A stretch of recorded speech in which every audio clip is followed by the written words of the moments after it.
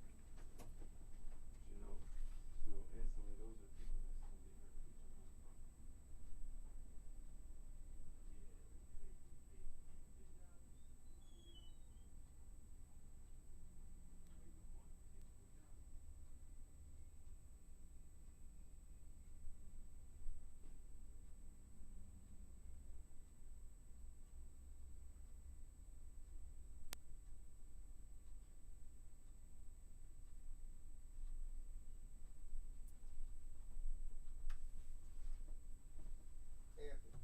Yeah. Listen to me. Did you, how we come along with commercial? Because you know this stuff has to go in the commercial reel because I signed a contract. Is it going to be ready on Monday? Okay. You signed a contract? Just signed it.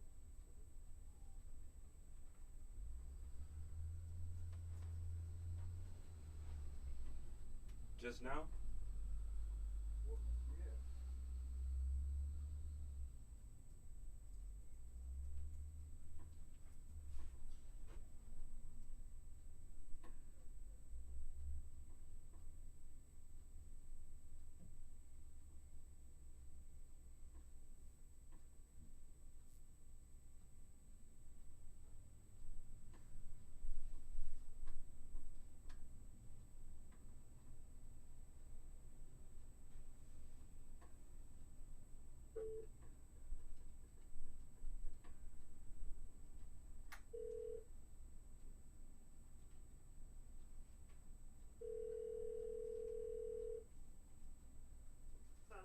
So AD Ramon's going to do my show live at 6 to talk about the passing of Don Cornelius.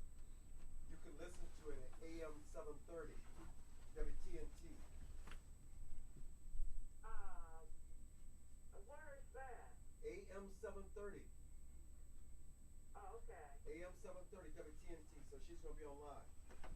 Okay, now, hey, somebody, could you call me and let me, and leave the phone down so I can hear it? Absolutely not. So we're live. That's impossible. Now you can go to the live stream, but it's best to just listen to. You don't have a radio? My radio doesn't work right. Live stream is better than The live stream is better. If you go online and do it, all you got to do. Online, what do I go to? What does she go to online? How many? Oh my goodness, you're the most frustrating person. Huh?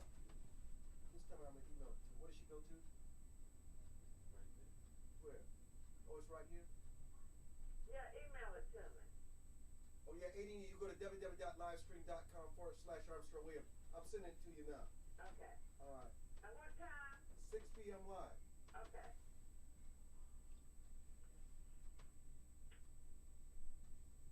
You ever just want to bop people in the back of the head? No. You never want to bop them in the back of the head? No. This one's gonna be late today because she's a deep as it is. So ain't not even show. Angel.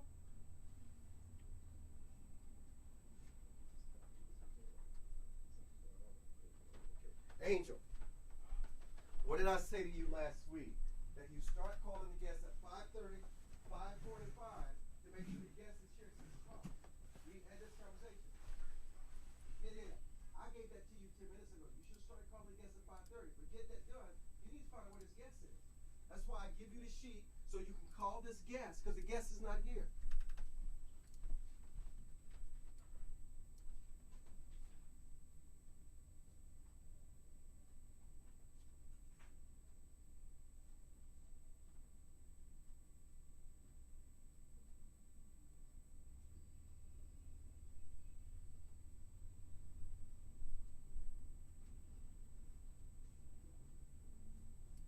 You got Nancy typing on the live stream. Why can't she type on the live stream? That's what people do. Okay, she has expressions when she doesn't agree or like with something. This woman's not even here, I'm telling you. She's supposed to be here? At 6 o'clock. She's here in the studio. I thought you said 6:30. You see the sheets. I'm not paying no attention to it. That's why I do. Talking about parking. She's going to be late. Let me get Ramon on the line.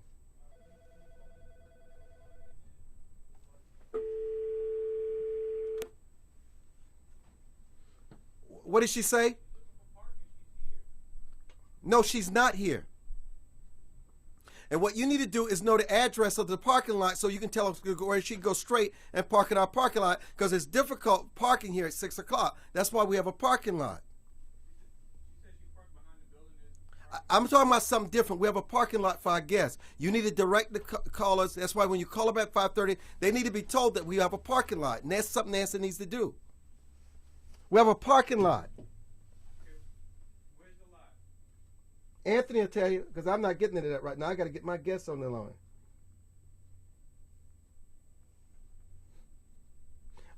Listen, Angel, you have to remember the conversations we have, okay? I should not have to remind you at 7 minutes to 6 to call the guests. That's why you're here.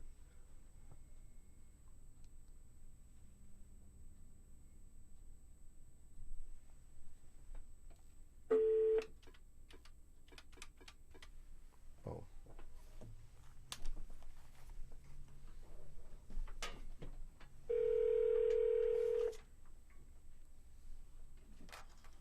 Hurry up, man. You can't be doing that.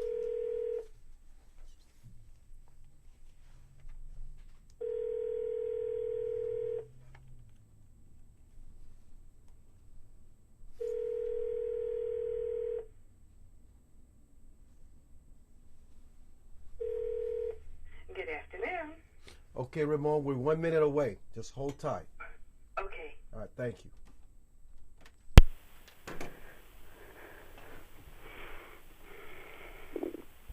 And thank you for joining us.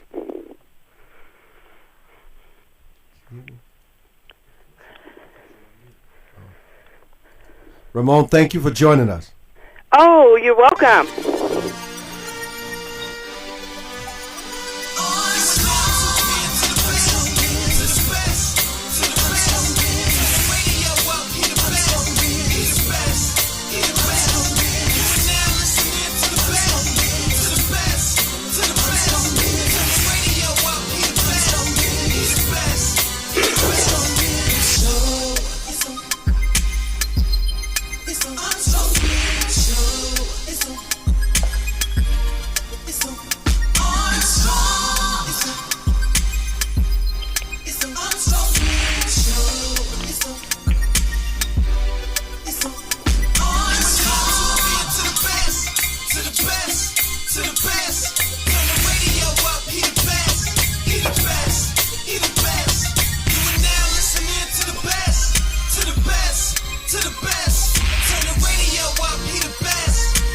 Everyone, this is Armstrong Williams on the right side. Armstrong, Don't curse, speak English. Armstrong, Virtuous society. Armstrong, I dare you to listen. hey, turn it up, hey. Armstrong, get on the right side. Armstrong, Elevate your mind. Armstrong, I'm Armstrong Williams on the right side. Armstrong. Yo, man, it's your boy K.O. And you're tuned in to the most conservative of our brothers. The Armstrong Williams Show. Please give me a break. Grow up. Don Cornelius never led a civil rights march, launched a boycott, or gave a speech as before cheering crowds of protesters. But the impact on America was as profound as virtually any civil rights leader in this country. Cornelius' groundbreaking TV show didn't just captivate African Americans. It tied white and black America together in a way that had not been done before. He was an ambassador, the Pope of Soul, for a lot of suburban whites living in segregated America.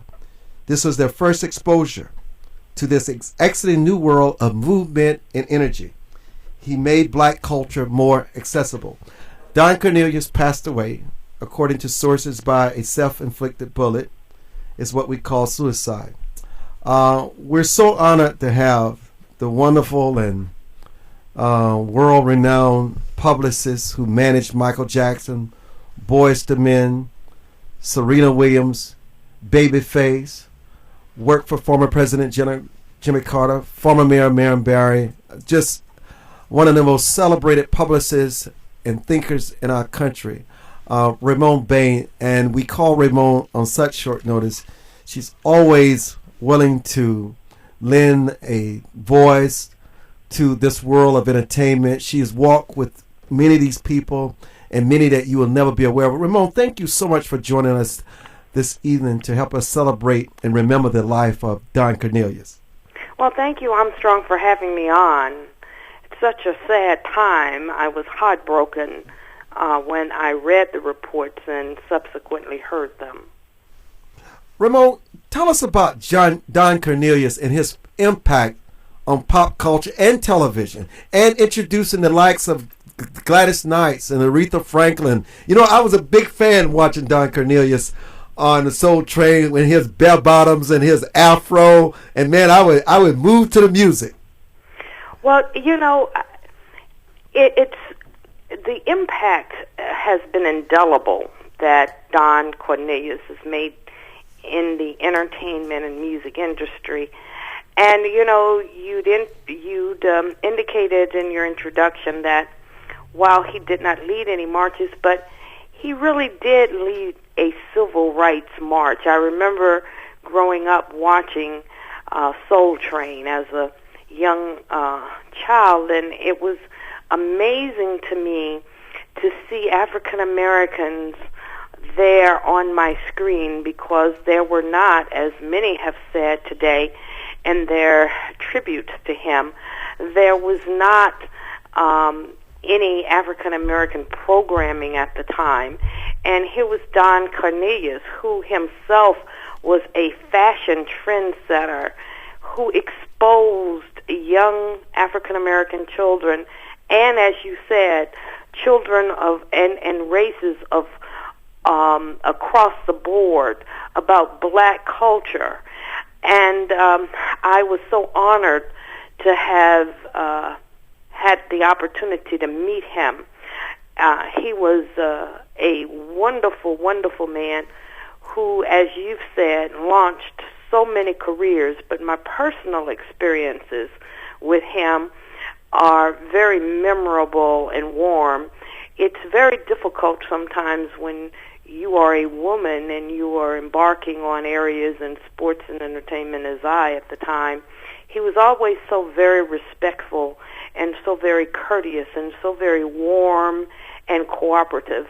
I worked with him on so many occasions because, of course, he launched the Soul Train Music Awards, and Boyz II Men were honored, Babyface was honored, and of course there is a special award titled the Michael Jackson Soul Train Music Award.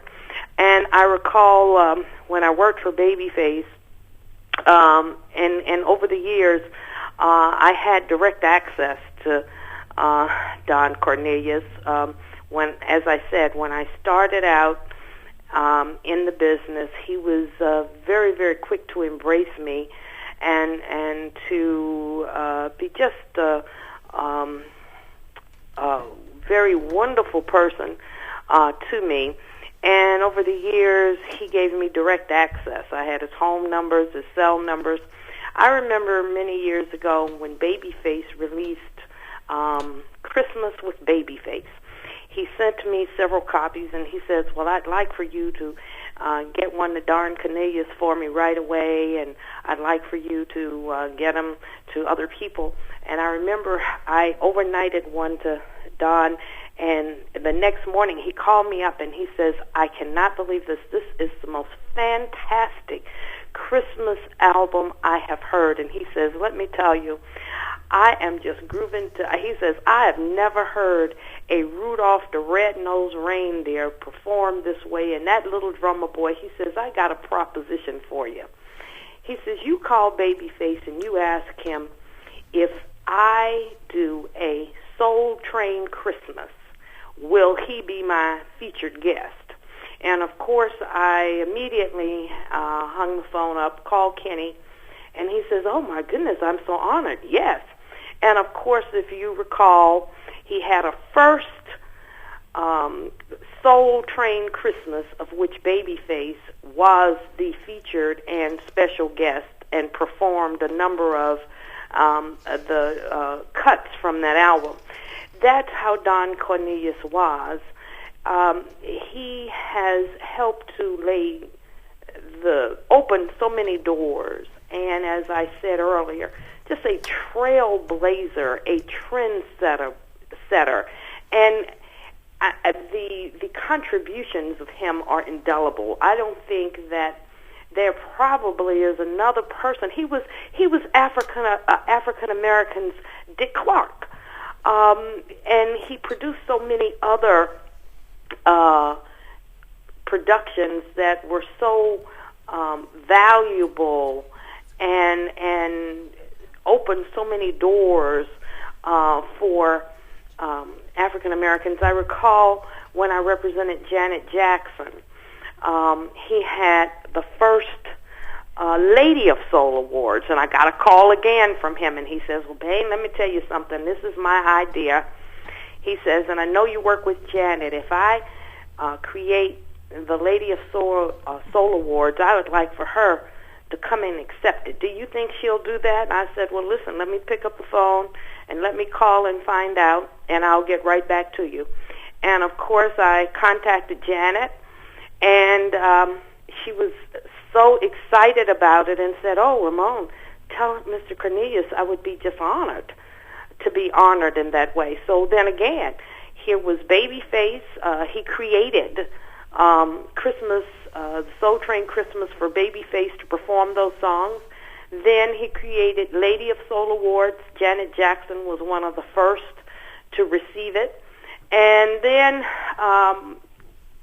my other memorable experiences with him was during the trial of Michael Jackson, whom he liked tremendously because he had indicated to me that when he was a DJ back at WVON in either Chicago, many, many years ago, he had the occasion of seeing the Jackson 5 perform, and he couldn't believe, here is this little kid with such a strong, strong, strong voice and so overwhelming on stage.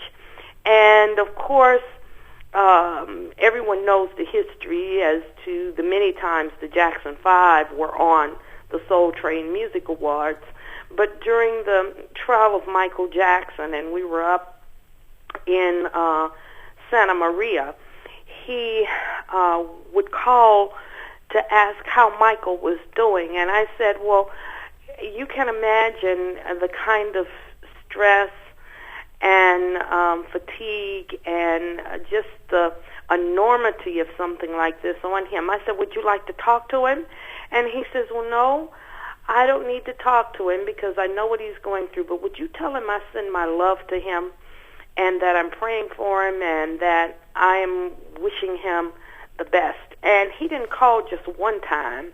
he called so many times, and not one time did he ever make a command or demand or infer that he wanted to speak, but he was just thinking about him. And Ramon, let me remind our audience that you're listening Don to Cornelius was. Ramon Bain, who's the publicist for Michael Jackson, and we're talking about the legacy of Don Cornelius. Ramon, what happened to him in the last few minutes, the few minutes we have left? What happened to him in his final years, the illness, what brought about the suicide?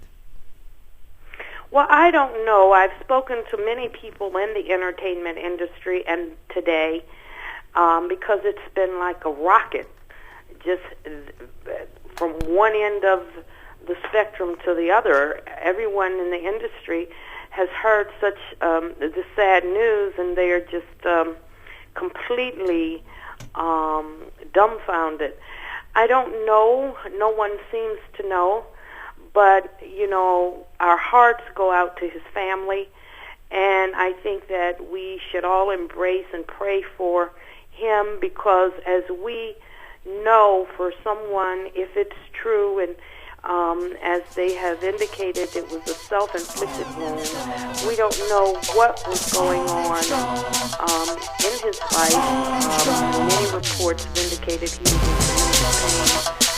Physically. Well, Ramon, thank you for sharing that with us, and thank you so much for joining us for this edition of Armstrong. For more information on the Armstrong-Williams Show, please visit our new website at www.rightsidewire.com. There you can find his syndicated column archive, view live streams, and get your favorite conservative pundits' views on the current issues affecting the American people. From building wealth to foreign policy, stay connected with Armstrong Williams and his colleagues at the all-new www.rightsidewire.com. Anderson Brothers Bank, a family-owned and operated establishment that blends traditional personal service, local market awareness, and advanced technology to meet the financial needs of its customers. Visit abbank.com or call 843-464-6271 to see how they can assist you with your banking needs. Anderson Brothers Bank, celebrating 75 years of community banking, the way it should be. Stability right in your backyard since 1933. Hello, my name is Ron Moulton. I'm running as a Republican for the City Council in the nation's capital, a political arena dominated by the Democratic Party. I'm seeking office in Ward 7, overwhelmed by unemployment and poverty. For the first time in decades, we have an opportunity to be elected as the people that need the representation the most are now responding to the principles that will uplift them. For more information about my values and to donate, please visit www.ronmoulton.com. Most Americans simply have never been taught the basics of money management, let alone how to secure their financial future. But there is hope. Financial Education and Literacy Advisors, also known as FELA, does what others don't. FELA teaches financial education. If you'd like more information about providing a financial wellness program for your employees, or a credit-bearing college course in personal finance, or other valuable programs, please visit myfela.com. That's myfela.com, or send an email to info@myfela.com. Elder Chicks is an exciting part of the fastest growing segment of the population. Women in their 70s, 80s, and older who are mastering the art of a senior life. We're no longer unseen and unheard. We're providing role models for each other and the baby boomers who are fast approaching retirement. Join our virtual community. Hit www.elderchicks.com on your computer keyboard.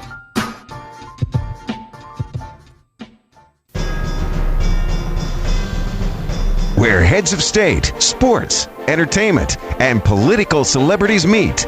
You're listening to Armstrong Williams. And welcome back to the Armstrong Williams Show, and thank you so much for joining us. Terry, we finally want to welcome you to the broadcast. Terry Galvez is president of Paradigm Event Management and was introduced to Washington, D.C. in 1983 as a fall intern with the Congressional Hispanic Caucus. I mean, she is involved. She attended the 1985 inaugural President Reagan. She worked at the Park Hyatt, where she developed the entertainment market. She was a sales manager at the famous Watergate Hotel for over 6 years, responsible for expanding international markets. And what is also just amazing is that your years in the entertainment, where you handle everyone from Madonna, Guns N' Roses to Placido Domingo, and the Grateful Dead. Talk to us about your recollections of Don Cornelius. Well, it's funny because having grown up in California, I was very much into that African American music, black music, when I was growing up, and I used to watch the Soul Train. I used to love seeing it, especially the clothing. I was always a bit of a clothes horse, and I used to love to watch the outfits and the outrageous hats, and then they would do the line dance, and Don Cornelius would be interviewing the different entertainers, and so I very much enjoyed that. And when you're in California, you're very much exposed to the entertainment industry, so it was always sort of a part of my life, whether it be film or music or records. Were you stunned that he committed suicide? Oh, I know everybody wants to make him to be a hero, but I guess people don't want to address the fact that obviously he was pretty miserable in the last days of the last few years of his life. It is very troubling, but as somebody who's gone through depression with someone close to me, and I have a deep understanding of that, I sort of understand there comes a time where people sort of are at a crossroads, and sometimes they feel they just can't go on, and I think that's what might have happened to him. I don't know much about his particular story, but it is very startling when somebody takes that drastic step. So tell our audience, you're seeking re-election as National Republican Committee woman in the District of Columbia? I am currently the vice chair for the right. D.C. Republican Committee, and I am seeking the office of Republican National Committee woman. And D.C. is very different than many of the other states. We're a non-state, obviously, but we're still considered a state in terms of the RNC leadership. The DC has something unique in that we are term limited. So the people who hold that office can only serve for 2 terms, at 8 years total, and they are both stepping down. What is it? What does the position entail? What is expected of you? What is your role? What is the impact? Okay. Well, the RNC's principal role is to do fundraising, to elect a president, to work on a presidential campaign to elect the president, and also to put on a convention. And there are 168 voting members of the Republican National Committee. Each state gets 3 representatives, the chairman, the committee man, and the committee woman. So the role I would like to take over would be the role of Betsy Warenen. She is the current committee woman. She has endorsed me for the position, and that is what I would be involved with. I would be one of the voting members of the Republican National Committee and part of the leadership of the Republican National Committee. Why Republican politics? Well, it's interesting. Like many Latinos, I started out as a Democrat. One thing about Latinos, that you can count on most of the time is that they're Catholic and they're Democrat, and that was the case in my family. My mother and father both came to this country from Mexico, and that did eventually change. I'm still Catholic, but I did convert to the Republican Party. When I was going to college, I met someone who was the chairwoman of the party in my community, in my county, and she persuaded me that I would, because of my conservative views, that I leaned Republican, and she persuaded me to re-register, and I got very involved. And I've always had conservative views. Latinos by nature are conservative on certain issues, and I certainly was. It was just sort of making the leap, and really personal responsibility, lower taxes, incentives for business. Those are the types of things that do speak to me, and they still do, and that was what persuaded me to re-register. Are there any of the candidates that are in the GOP field of candidates that really resonate with your values and represent the kind of America you would like to see going forward?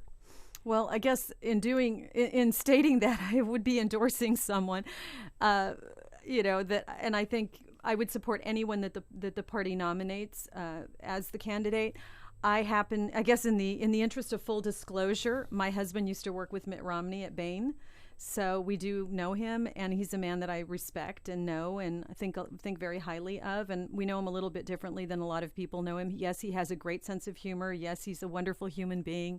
He's not as stiff as people think. He's terrific. And I think that, one of the prerequisites for being president, I think, should be to have a business background. I have a business background. I started a small business. In fact, we have 2 small businesses, my husband and I. So I think it's important that somebody have an understanding of how a business works, and making payroll and the concerns that business people have. What are your thoughts about how candidates and the media balkanize voters in this country? There's the mainstream vote, there's the Latino vote, there's the black vote, and it makes it seem as though the voters all want something different and they need to be catered to in different ways. Is that who we are as Americans? Can that ever change? Are issues unique because you're Latino or anything else? I think some Latinos, care about, I think maybe there's about 20% of the Latino community cite maybe immigration policy as a real big concern or as a priority. That is not my issue, although my parents do come from Mexico. So I think there are individuals to whom one issue sort of gets singled out. My mother is pro-life, makes the decision to vote Republican just based on the pro-life issue. That's why she's a Republican. That isn't why I'm a Republican. So I think that there are individuals who tend to vote for one or two issues that resonate with them. For me, it's a host of issues, and I don't know. I think that if you try to cater to one segment or another, I think you do yourselves a disservice. I think it's important to really speak about the values that make us all Republicans, like small government, like jobs, like opportunities for the individual, like hardworking people achieving great things and not being taxed to death. Terry Galvez is our guest, and she's president of Paradigm Event Management. But you would have to admit that there are certain buzzwords that can galvanize a particular group in this country. I mean, when you talk to many American blacks, just the issue of race and civil rights alone seems to be a buzzword. And when you're canvassing the country for the Latino vote, it seems to be the word immigration. Mm-hmm. Yeah, and I think that is one area that we've seen, well, for example, recently in Florida, where the rhetoric of the candidates and the vitriol and there's been such hostility and so much emphasis placed on immigration in a way that the wording of the issue has been a bit hostile. And personally, from my standpoint, even though it's not the most important issue to me, I would like to see the vocabulary, the way we describe it, the way we message change. We don't have to call them illegal aliens. I think that's offensive to most people who are Latino. If they're undocumented workers, if we just sort of change the messaging, but it sounds hateful. But it's not as if that term was just introduced when you discuss Latinos than anybody else. No, it's not. But still, the way why would it be more offensive now when it's been a part of our vocabulary really since the founding of this country? Well, I think unfortunately because as Republicans, it gets pinned on us that somehow we're anti-immigrant, that we're. But we have what is called the rule of law that you and I must abide by. Right. So anybody who does not adhere to the rule of law, they're in violation of the law. Right. And I think we're going to continue to have this hostile dialogue. I don't think it's hostile. Well, it can get that way. But it shouldn't. Right. Because it's not as if you're trying to malign anyone. It is unfair that if you and I have to abide by certain rules and guidelines to become citizens of this country, you should not apply a different standard to someone Agreed. else. Agreed. Yeah. That is I'm the pretty problem. conservative when it comes to immigration. However, I think what I was sort of the point I wanted to make is that unless we start to find solutions to the problem in some way, and we need to maybe, I don't know, some people talk about a guest worker program or some solution. I'm not for amnesty, but we have to find, both parties have to sort of meet in the middle and figure out how to solve this problem. And Mexico, I think, has to figure out how to solve its economic problem because, they can't continue to rely on the United States to take in the folks that can't get jobs in that country. And my parents are from Mexico, but they came over legally. But it does make one pause when you realize that lawmakers, along with others, are exploiting this issue. And no one is really trying to find a real solution. Yes. And it doesn't get any better, it gets worse. Because everyone wants to kick the bucket because everyone knows what it's take to resolve it, but they don't want the political fallout because because rarely do they act on a principled position. It's usually a political one. Right. And that favors the win. Right. Well, I'm not that well versed on immigration policy in general, but I do know that, maybe a solution, there has been historical examples of the fact that, during the time that we did have like the guest worker program, the Bracero program, illegal the illegal migration, decreased dramatically, and apprehensions decreased dramatically. So I don't know if that's the solution, but at least that's one option that we should consider.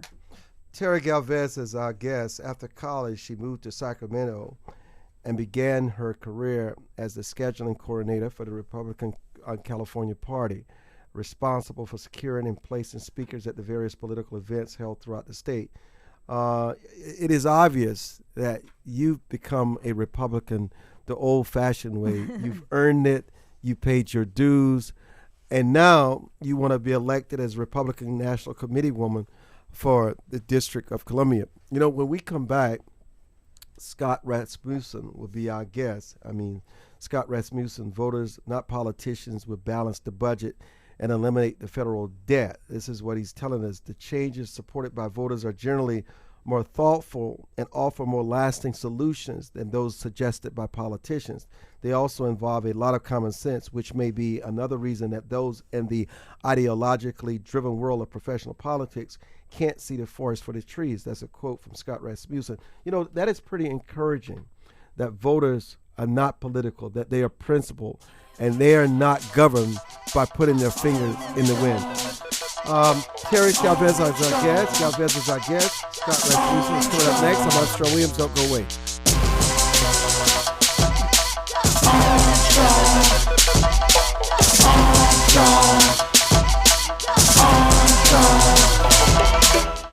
For more information on the Armstrong Williams Show, please visit our new website at www.rightsidewire.com.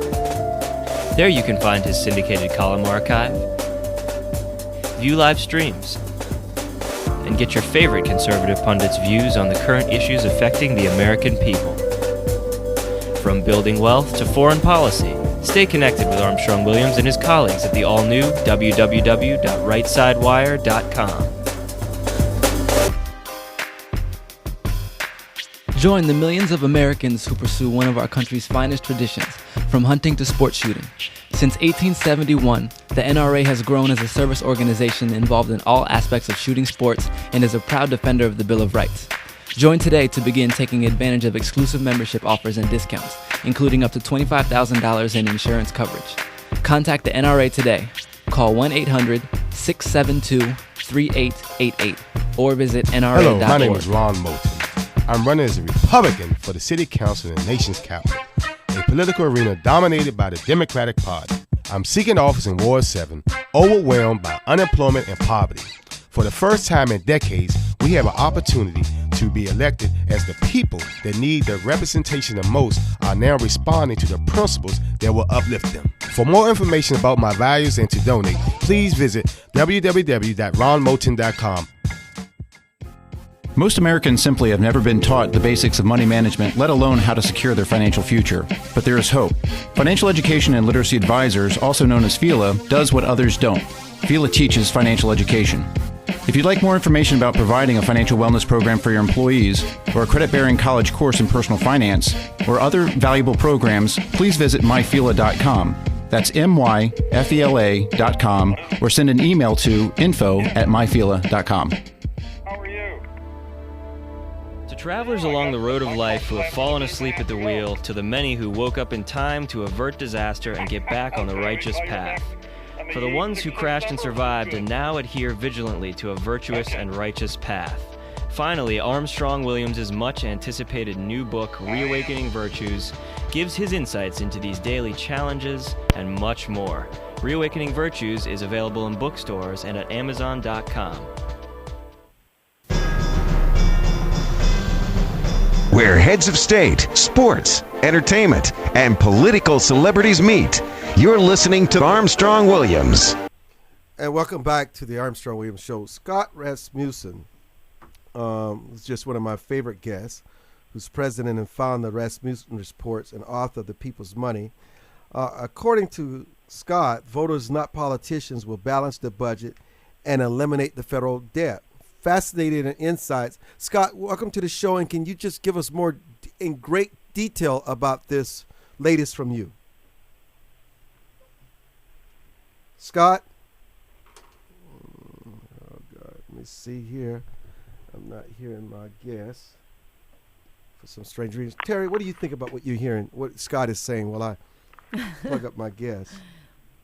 Well, it's interesting. I just heard Scott speak about 2 weeks ago at a gathering at Grover Norquist, and he was, giving polling results. And my husband is the poll watcher in our family, so he rapidly pulls up the polls almost on a daily basis. So what do you think the big issues are for voters, though?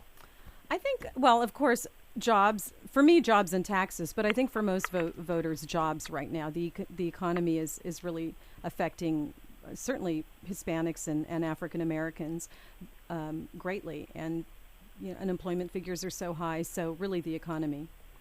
What do you think it would take for Republicans to gain the White House again?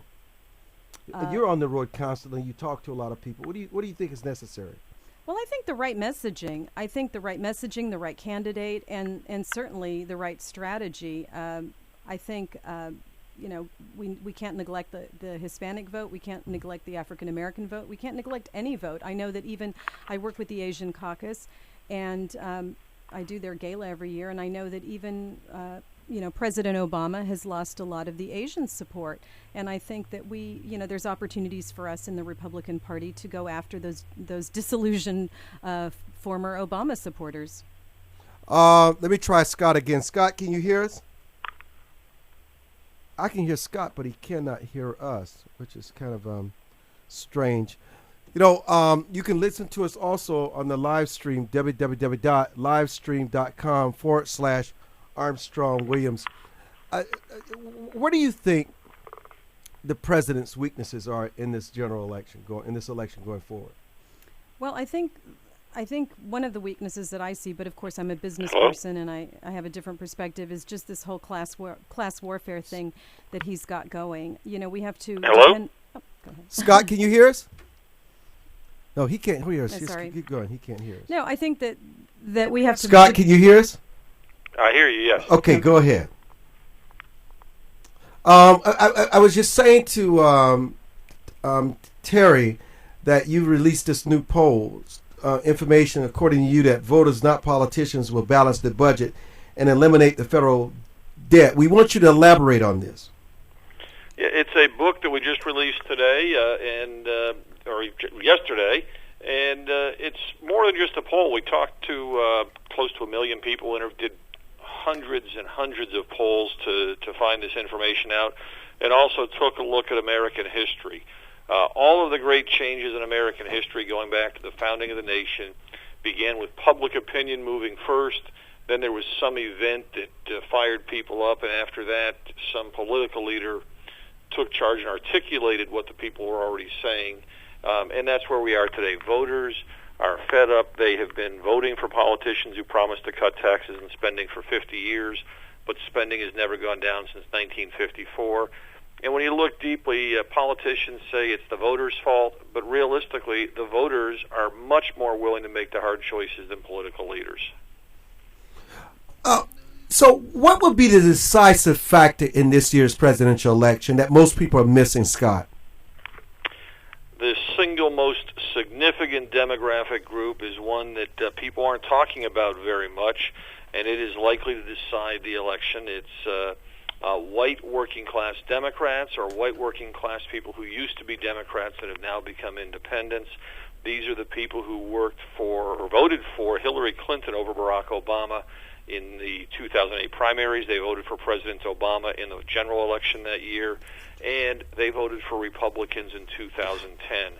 And for whatever reason, they're not getting a lot of play, but they are very sensitive to economic concerns, and they are a huge voting bloc in the range from Pennsylvania to Wisconsin, a number of key states there. If President Obama can't figure out a way to win those voters back, he will not be reelected.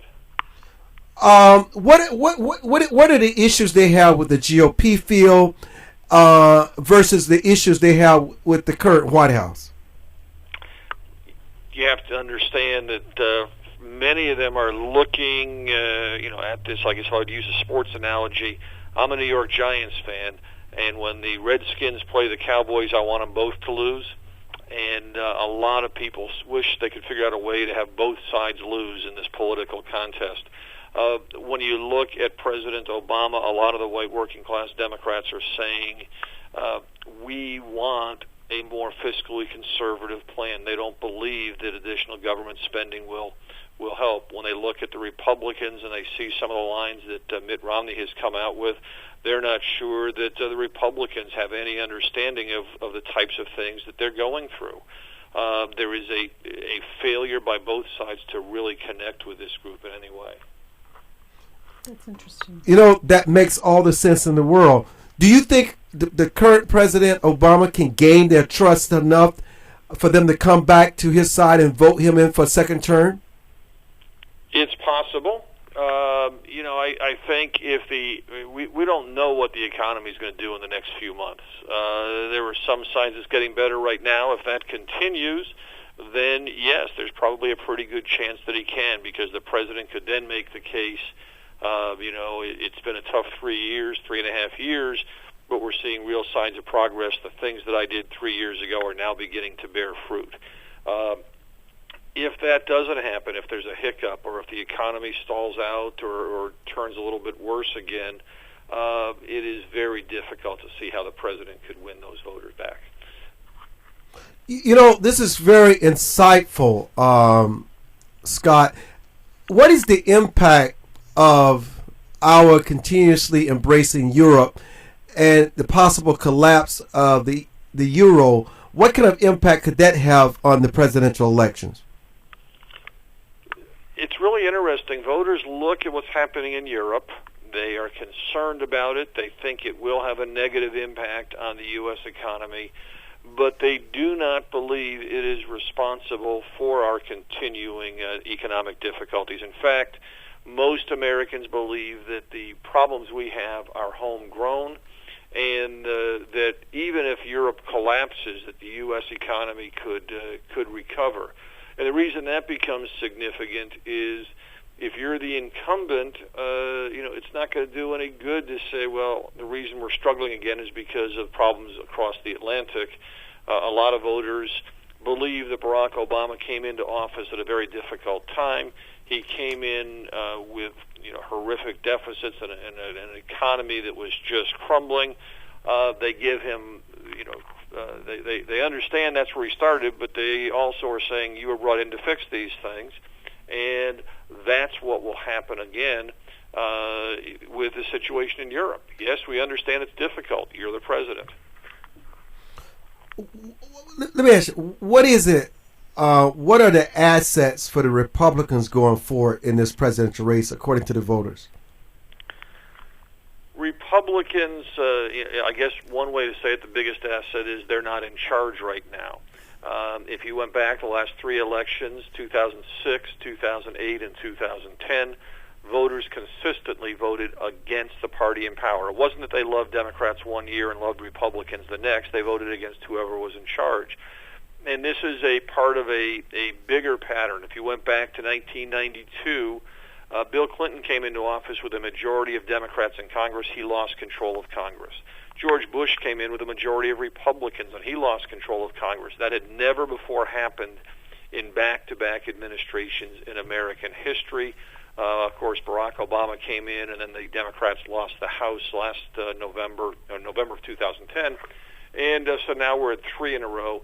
Voters are rejecting both parties, and what that means in practical terms is they are very uncomfortable with whoever's in charge at the moment, and they want to keep making change until somebody gets it right. What about the Tea Party? Tea Party is an interesting group. It's always been hard to define because there was never a national Tea Party organization that really represented all of the movement. You can go and find out who works for the Obama campaign or the Romney campaign or the Gingrich campaign or even the Ron Paul campaign, but the Tea Party was a series of grassroots organizations.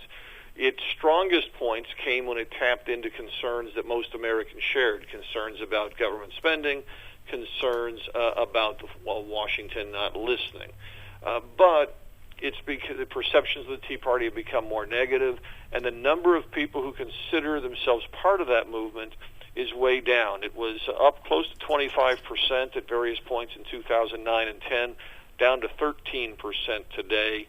Part of what we're seeing is a lot of people got involved in the Tea Party. It was their first time they'd been involved in politics. They weren't sure how to, they were mad, they were frustrated, they wanted to do something to help the country, and they didn't know how to get involved. And I keep hearing reports now that many people who initially got involved for the Tea Party are finding other ways to get involved.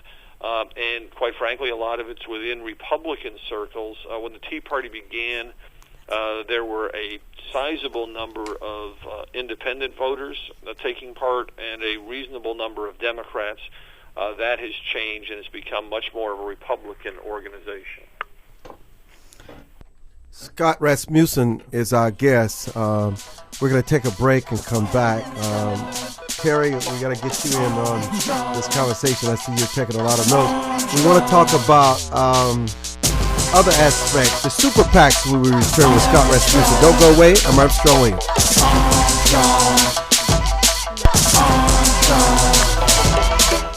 For more information on the Armstrong Williams Show, please visit our new website at www.rightsidewire.com.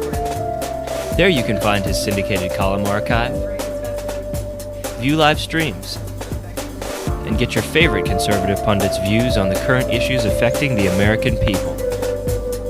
From building wealth to foreign policy, stay connected with Armstrong Williams and his colleagues at the all-new www.rightsidewire.com. Does your school, team, church, or charity need a new fundraiser? Do you need to work out of your home or part-time? Are you a small business that can use an additional revenue stream? Then you need Yellow Llama. Do you need affordable web services or tools to enhance your existing business? Are you a graphic artist who wants to create a revenue stream with your art but not get ripped off? Then go to www.yellowllama.com. Anderson Brothers Bank, a family-owned and operated establishment that blends traditional personal service, local market awareness, and advanced technology to meet the financial needs of its customers. Visit abbank.com or call 843-464-6271 to see how they can assist you with your banking needs. Anderson Brothers Bank, celebrating 75 years of community banking, the way it should be. Stability right in your backyard since 1933. Most Americans simply have never been taught the basics of money management, let alone how to secure their financial future. But there is hope. Financial Education and Literacy Advisors, also known as FELA, does what others don't. FELA teaches financial education. If you'd like more information about providing a financial wellness program for your employees, or a credit-bearing college course in personal finance, or other valuable programs, please visit myfela.com. That's myfela.com, or send an email to info@myfela.com. Elder chicks is an exciting part of the fastest growing segment of the population. Women in their 70s, 80s, and older who are mastering the art of a senior life. We're no longer unseen and unheard. We're providing role models for each other and the baby boomers who are fast approaching retirement. Join our virtual community. Hit www.elderchicks.com on your computer keyboard.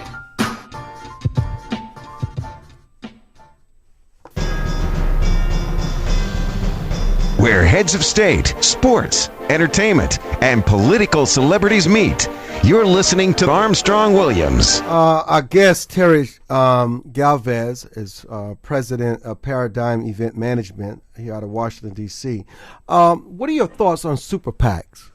Oh gosh, well, they've had certainly a major impact in the last few states. Certainly in Florida, I think they had an impact with a lot of the negative campaign ads. Unfortunately, that has come out of these, I guess, necessity. There is only a certain amount that you can contribute to a candidate, and they have unlimited resources. So it's that simple. It's a way to, I guess, impact an election and present the candidate's viewpoint. What surprised, comforted you in listening to Scott Rasmussen earlier dissecting the voters. Well, one thing that as he was talking, I was sitting here taking notes. If the trend is that, individuals are disenfranchised and frustrated with government and that they are willing to throw out whatever party is in power, I'm hoping that trend will continue and we'll be able to take control of the White House and have a Republican occupy the White House. So I guess my question is will that be the result of people being unhappy with the leadership? And I guess the second thing is just I'm kind of interested in how the Occupy movement fits into the whole equation. The Occupy movement, in all practical purpose, is a failure. It is a failure because of just the disregard for property, the fact that the people were raped, there was drug paraphernalia. They stormed capitals. It was so un-American, and you could tell that this organization had been infiltrated by outsiders and who really took over the movement and just gave the new movement a bad name. And people that wanted to embrace it and support it actually withdrew their support and withdrew their goodwill from it. And while they continue to go to these cities, it's not existent unless it's controversial. Right. Well, but I'm curious as to whether, it'll be like Hydra and grow another head in a different way and impact the election. Like, for example, this is very useful, like useful idiots, the whole thing that you can use people to your advantage. And maybe it's something that the Democratic Party will turn around and use against a candidate, say, like a Mitt Romney, because he's an example of great success. I don't know. Do you think there are major differences between candidate Romney and President Obama? I ask that question often. I do think that there are major differences. I think there are major differences between Republicans and Democrats. So I think that, of course, Mitt Romney worked with two very successful companies, Bain and Bain Capital. He, bailed out the Olympics and helped them run a successful Olympics when they were having so many problems. So, President Obama, and I'm not trying to be disrespectful. I think he's a fine man, but, he has worked as a community organizer. I don't know that he's ever worked in business, and I think that that's important.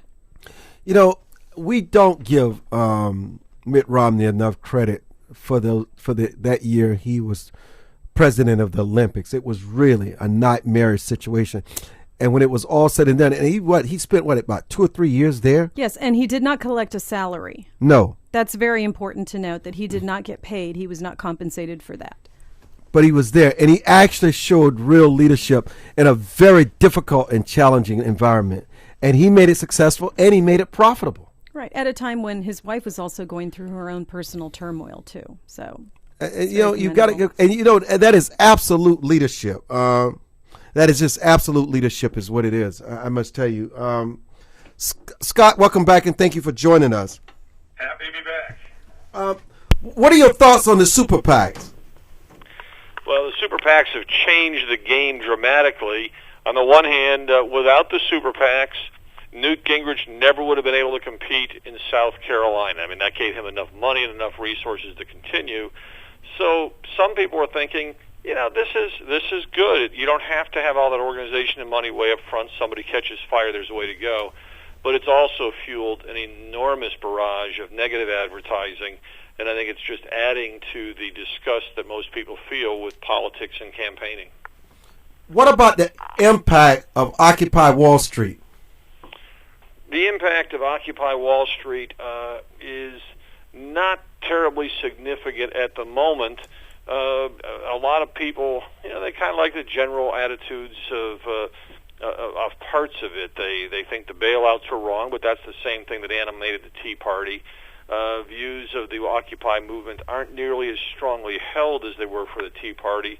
And I think the reason for that is you don't have people running for office saying, I'm an Occupy candidate, the way you do somebody saying, I'm a Tea Party candidate, so they're a little removed for it. If I was the administration, I would be concerned that the Occupy movement, could create some awkward moments, whether at the Charlotte Convention or in some other place along the way. And if that happens, it would be problematic for them because, when you hear some of what's happening or you hear about flag burnings and other issues at the Occupy movements, those are not going to play well on television for the Democratic Party. What would it take for there to be a brokered convention? It would take Newt Gingrich and Rick Santorum both finding enough life and enough resources to continue in the campaign.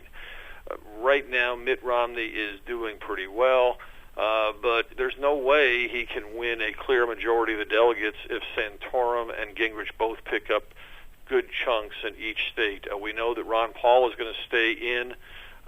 He'll probably pick up 10 to 15% of the delegates overall. So that means that, out of the remaining 85 points, Romney would have to pick up 50. It doesn't take that much to hold him in.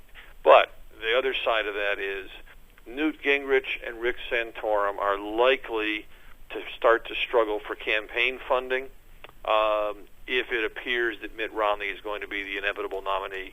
Support for them will drop off.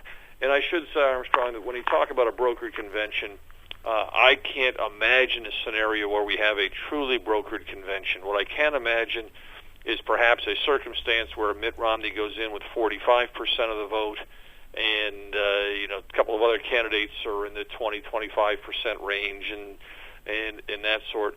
And it's clear who the winner is going to be, but the other guys will have some negotiating power about the convention. If there was a brokered convention, which candidate that could emerge as the eventual GOP nominee? It has been so long since we've had a brokered convention, it's hard to imagine or even predict that. I also look back to what happened 4 years ago. Hillary Clinton and Barack Obama were going through their competition very close. Then Senator Obama had a slight edge all the way through, and Hillary Clinton began to make some noise saying, look, the superdelegates aren't committed to anybody. Barack Obama is not going to have a majority when we walk into the convention. The superdelegates can decide. And the public pressure and the media pressure was totally against that concept. And the reason is voters thought that Barack Obama won more votes, therefore he should get the nomination. If the scenario I described a few moments ago, where Mitt Romney comes in at 45% and there's a few others in the 20s, there is no way they could nominate anybody but Mitt Romney without destroying the Republican Party. Talk about a Mitt Romney-Barack Obama matchup. It's interesting. In theory, Mitt Romney is the best candidate because he would keep the focus, we would assume, on President Obama. And a Republican campaign in terms of electability, you really want to make it all about the incumbent. Do you want 4 more years of this president and his policies? Romney has been raising some doubts about how much he could do that in recent days. His comment this morning about he's not worried about the poor, his comments a few weeks ago about he didn't make much money in speaking, only whatever it was, $300-something thousand. So he may be more gaffe prone than people think. But the reality is both parties are going to start out with somewhere around 45% of the vote. It's just about impossible to see either candidate falling below that level. The white working class Democrats that I mentioned before are going to be torn because they're not going to be connected with either of these candidates in a serious way. And what we will see is an intense battle that hopefully, if it worked out well, would express a couple of differing views on the way the economy should work and give voters a clear choice. More likely, I believe what would happen is we would see an incredible barrage of negative advertising heading into November. Scott, thank you so much for joining us. It's always a pleasure. You're always willing to come on, and thank you, and we look forward to talking to you in the future, and we wish you well. Thank you. Have a great day. You too now. Terry, your parting words? Well, thank you so much for this opportunity. Tell us about your candidacy again in the district. Okay, well, I think I guess the best selling point of my candidacy is the fact that I really am wanting to reach out to new voters. I think in D.C., it's unlikely that we're going to re-register a whole lot of Democrats to become Republicans, but we can certainly persuade people to cross over, with 51% of our population being African American and 9 to 10% and growing Latino population. There are more Hispanics and African Americans than there are Republicans in this city, and I think it's really important to reach out to these communities and, you know, be very present and involved in helping them and caring about the same issues they care about, and that's what I hope to do. We wish you well. We want to thank our earlier guest, Scott Rasmussen. We want to thank our callers on the live stream. Always remember, www.livestream.com/Armstrong Williams. Take care, everybody. AM 730 WTNT. For more information on the Armstrong Williams Show, please visit our new website at www.rightsidewire.com. There you can find his syndicated column archive, view live streams, and get your favorite conservative pundits' views on the current issues affecting the American people. From building wealth to foreign policy, stay connected with Armstrong Williams and his colleagues at the all-new www.rightsidewire.com. Join the millions of Americans who pursue one of our country's finest traditions, from hunting to sport shooting. Since 1871, the NRA has grown as a service organization involved in all aspects of shooting sports and is a proud defender of the Bill of Rights. Join today to begin taking advantage of exclusive membership offers and discounts, including up to $25,000 in insurance coverage. Contact the NRA today. Call 1-800-672-3888 or visit NRA.org. Hello, my name is Ron Moulton. I'm running as a Republican for the City Council in the nation's capital, a political arena dominated by the Democratic Party. I'm seeking office in Ward 7, overwhelmed by unemployment and poverty. For the first time in decades, we have an opportunity to be elected as the people that need the representation the most are now responding to the principles that will uplift them. For more information about my values and to donate, please visit www.ronmoulton.com. Most Americans simply have never been taught the basics of money management, let alone how to secure their financial future. But there is hope. Financial Education and Literacy Advisors, also known as FELA, does what others don't. FELA teaches financial education. If you'd like more information about providing a financial wellness program for your employees, or a credit-bearing college course in personal finance, or other valuable programs, please visit myfela.com. That's myfela.com, or send an email to info@myfela.com. To travelers along the road of life who have fallen asleep at the wheel, to the many who woke up in time to avert disaster and get back on the righteous path. For the ones who crashed and survived and now adhere vigilantly to a virtuous and righteous path. Finally, Armstrong Williams' much-anticipated new book, Reawakening Virtues, gives his insights into these daily challenges and much more. Reawakening Virtues is available in bookstores and at Amazon.com. Does your school, team, church, or charity need a new fundraiser? Do you need to work out of your home or part-time? Are you a small business that can use an additional revenue stream? Then you need Yellow Llama. Do you need affordable web services or tools to enhance your existing business? Are you a graphic artist who wants to create a revenue stream with your art but not get ripped off? Then go to www.yellowllama.com. Anderson Brothers Bank, a family-owned and operated establishment that blends traditional personal service, local market awareness, and advanced technology to meet the financial needs of its customers. Visit abbank.com or call 843-464-6271 to see how they can assist you with your banking needs. Anderson Brothers Bank, celebrating 75 years of community banking, the way it should be. Stability right in your backyard since 1933. Elder Chicks is an exciting part of the fastest growing segment of the population. Women in their 70s, 80s, and older who are mastering the art of a senior life. We're no longer unseen and unheard. We're providing role models for each other and the baby boomers who are fast approaching retirement. Join our virtual community. Hit www.elderchicks.com on your computer keyboard.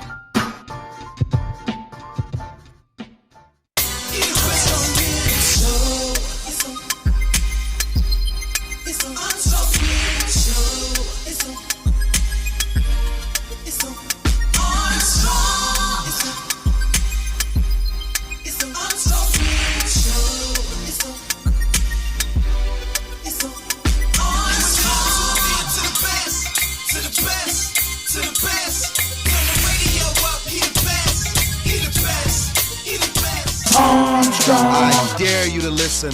Hey, turn it up, hey. Armstrong, get on the right side. Armstrong, elevate your mind. Armstrong, I'm Armstrong Williams on the right side. Armstrong, yo man, it's your boy KO.